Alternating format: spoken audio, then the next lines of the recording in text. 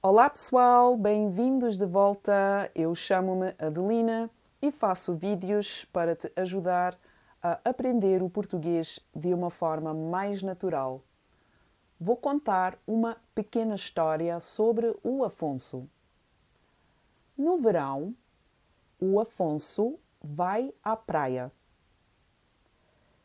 Na praia, ele nada no mar e ele brinca na areia. O sol é muito quente, então o Afonso usa um chapéu e óculos de sol. Ele bebe água e come um gelado. A praia é muito divertida. E este é o fim desta história. O Afonso vai ao jardim ou vai à praia? Isso, ele vai à praia. E o Afonso vai à praia no verão ou no inverno?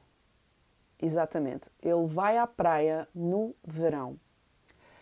E na praia, ele dorme ou ele nada? Isso mesmo, ele nada. E ele nada no mar ou na areia? Sim, ele nada no mar, não na areia.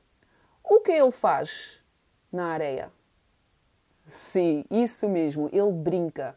Ele brinca na areia. E ele bebe sumo ou bebe água? Exatamente, ele bebe água. E ele come uma sandes ou um gelado? Exatamente, ele come um gelado. A praia é divertida ou não é divertida? Exatamente, a praia é divertida. Obrigada por assistirem. Não se esqueçam de deixar um like e um comentário. E eu vejo-te no próximo vídeo. Até já!